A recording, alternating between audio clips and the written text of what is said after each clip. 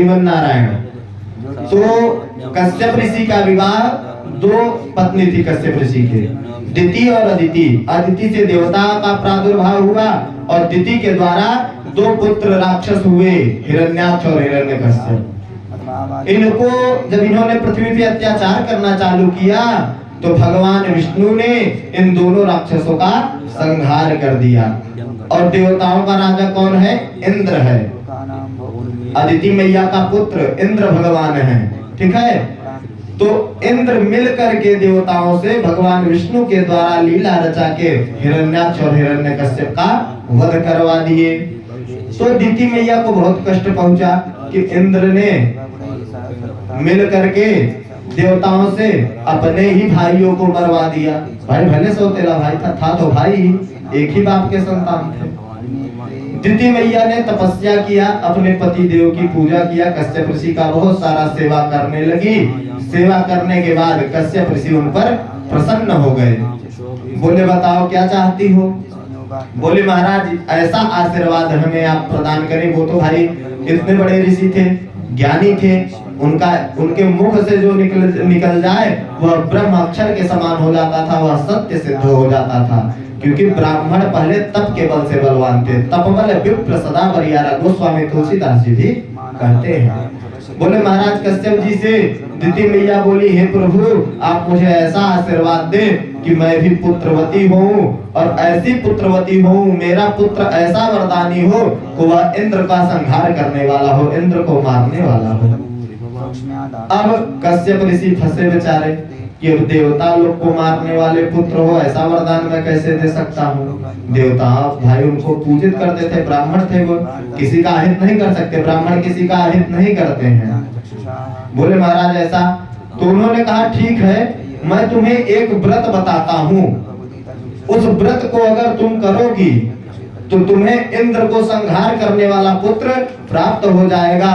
परंतु अगर किसी प्रकार की उस व्रत में त्रुटि रह गई तो देवताओं का मित्र बनने वाला पुत्र तुम्हें प्राप्त होगा। दिति मैया बोली ठीक है प्रभु, जैसा आज्ञा। आशीर्वाद प्राप्त हो गया।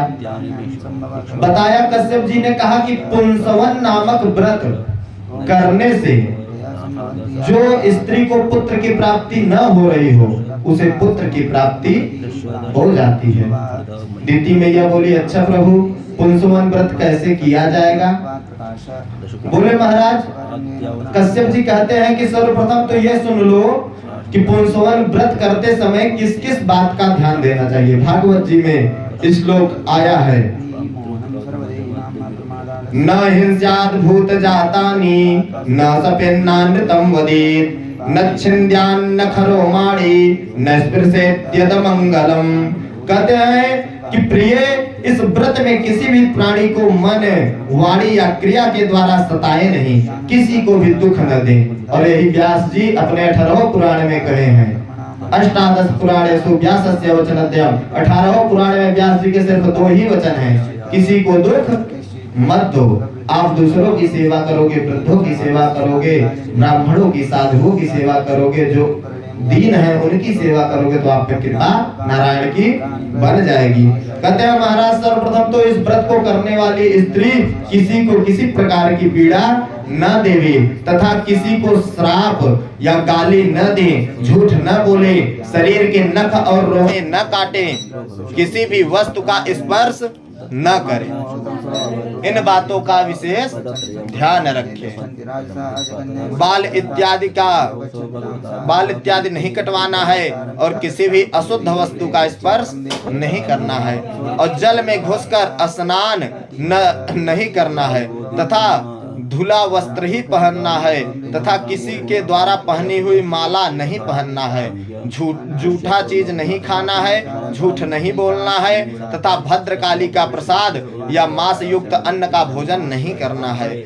शूद्र के द्वारा, शूद्र के हाथों के द्वारा, अपने से नीच जाति के द्वारा कोई लाए गए सामान को नहीं खाना है, उनके द्वारा पानी नहीं पीना है तथा रजस्वला स्त्री जब माताओं का मासिक धर्म आता है तो उसमें जो माताएं रहती हैं तो ऐसे लोगों के द्वारा अन्न और जल ग्रहण नहीं करना है।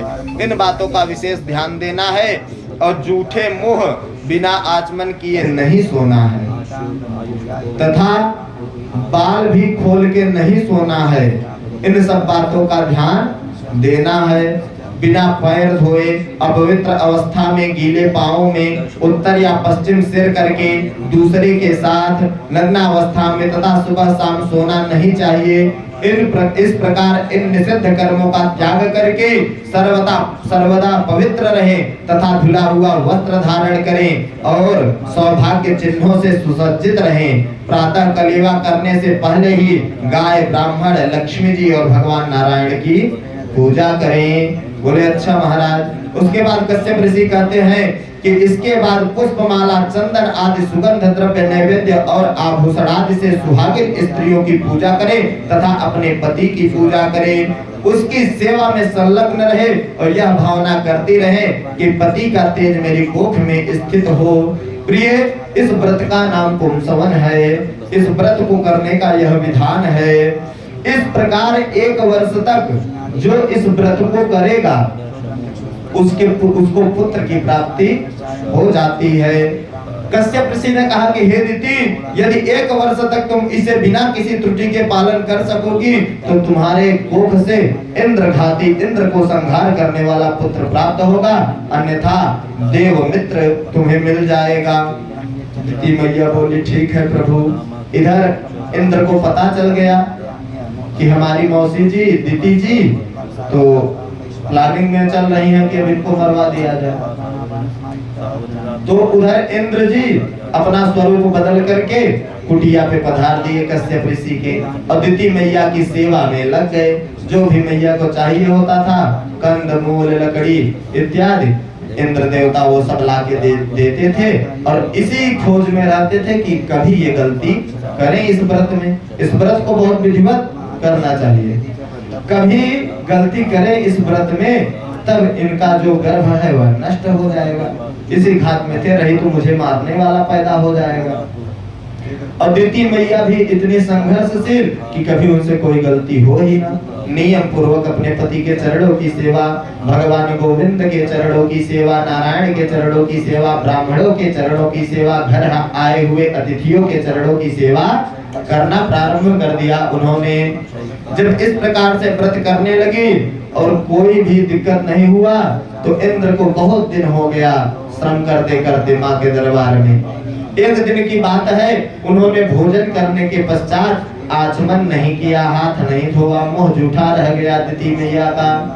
और उस दिन वो किस माया में विलुप्त हुई कि सो गई। और जब जूठा मुंह सो गई तो इंद्र को समय मिल गया।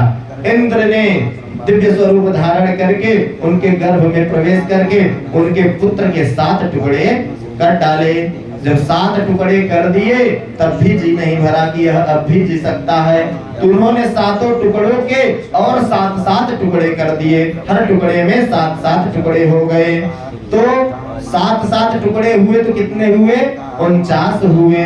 49 टुकड़े दिति माँ के गर्भ में हो गए। इंद्र बाहर आए, परंतु जो तपस्या किया जाता है उसका फल कभी नष्ट नहीं होता है। हम जब भी शुभ कार्य करते हैं, गौ मैया की सेवा, ब्राह्मण देवता की सेवा करते हैं, यज्ञ करते हैं, व्रत रहते हैं, तो हमारा वह जो पुण्य है वह सदैव हमारे पुण्य में जुड़ता जाता है। इसलिए कहते हैं कि परंतु देखिए, पुण्य आपका 50% रहे और पाप आपका 10% भी रहेगा तो पाप भारी पड़ जाता है हमेशा पुण्य पे। इसलिए पाप से बचना चाहिए, ब्राह्मणों के क्रोध से बचना चाहिए।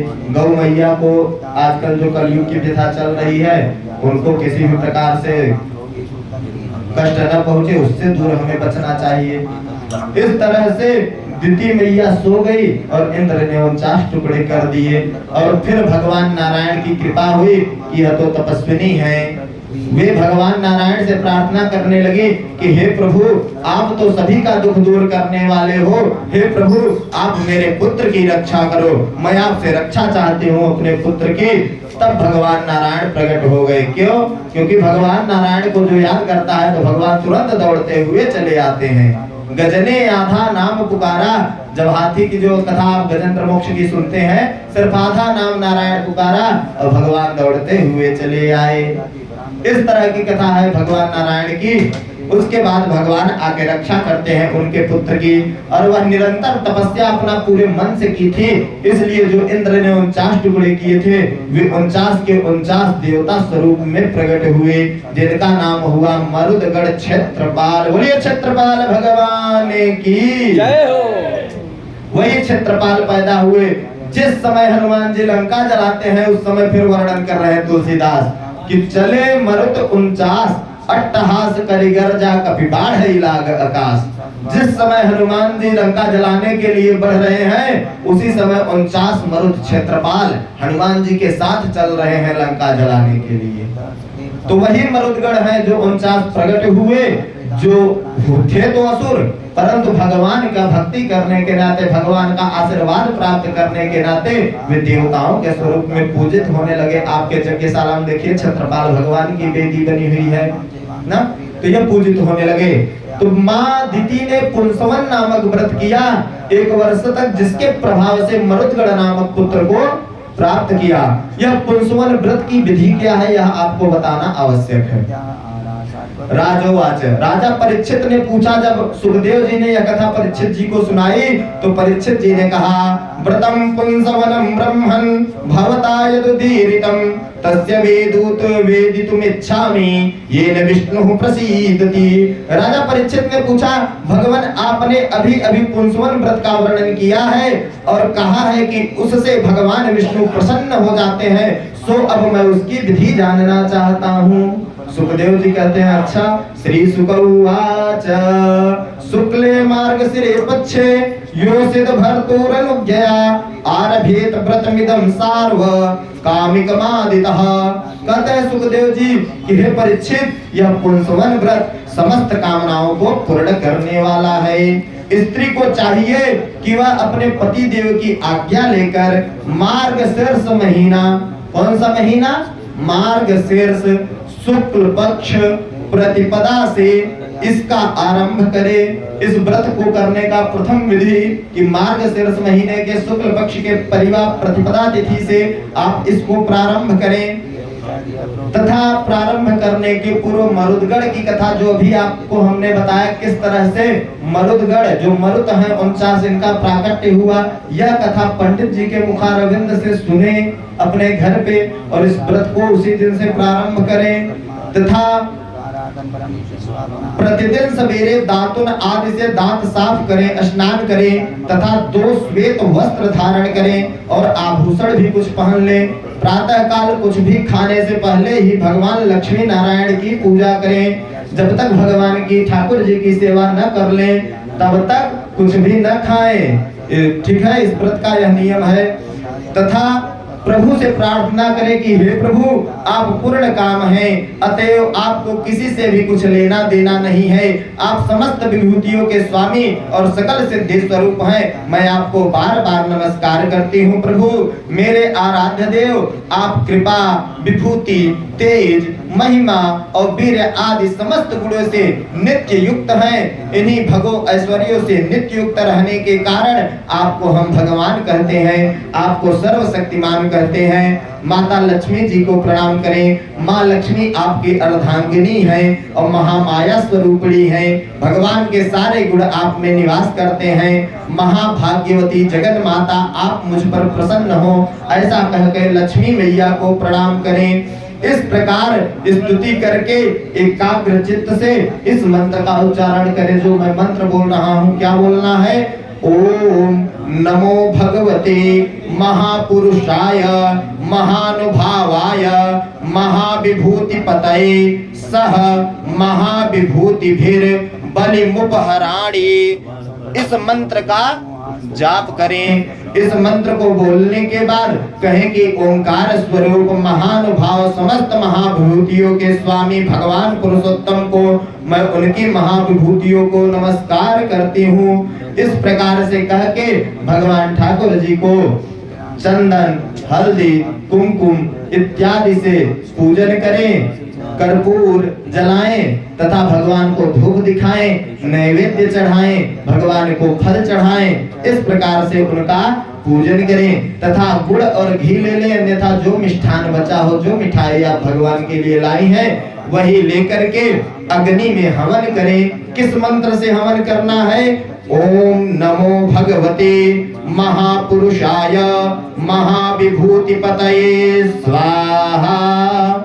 इस मंत्र से भगवान के नाम से 21 आहुति, 12 आहुति, 51 आहुति, जितनी श्रद्धा हो उस प्रकार से नित्य करें तथा भगवान लक्ष्मी नारायण का नित्य पूजा करें। और यह पूजा करने के बाद अपने पति के चरणों की पूजा करें, पति के चरणों की पूजा करें। और पति को भी चाहिए कि स्त्रियां इस व्रत को करने के लिए जो भी सामग्री मांगे उसको पति लाके उन्हें देवे, जो भी फल लगे, जो भी सामग्री लगे उसे लाके देवे, वे उनकी जिम्मेदारी है। क्योंकि फल जो मिलेगा वे दोनों लोग को प्राप्त होगा।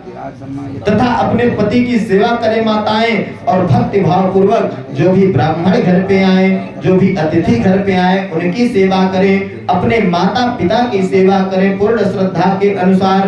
तथा इस तरह से भगवान लक्ष्मी नारायण और लक्ष्मी मैया का सेवा करें। इस तरह से करने से आपको 1 वर्ष में संतान की प्राप्ति हो जाती है। तथा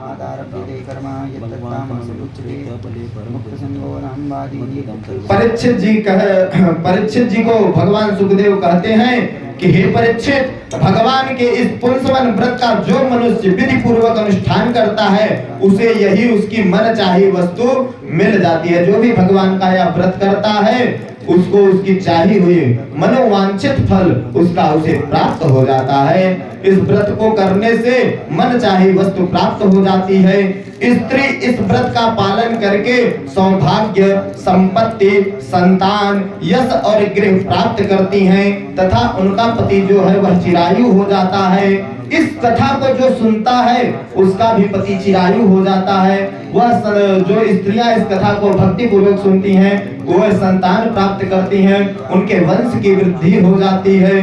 तथा इस व्रत में अगर माताएं रजस्वला मासिक धर्म आ जाता है तो इस व्रत को उनके पति भी कर सकते हैं उनके स्थान पे।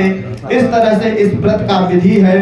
जो मनुष्य मांगलिक श्राद्ध कर्मों में इसका पाठ करता है उसके पितर और देवता अनंत तृप्ति लाभ कर सकते हैं। जो भगवान के इस कथा का वर्णन करता है, सुनता है, वह सभी पापों से मुक्त हो जाता है। उसे संतान की प्राप्ति, संपत्ति की प्राप्ति, यश, कीर्ति, बल, बुद्धि सब की प्राप्ति होती है। प्रेम से बोलिए जय जय श्री राधे।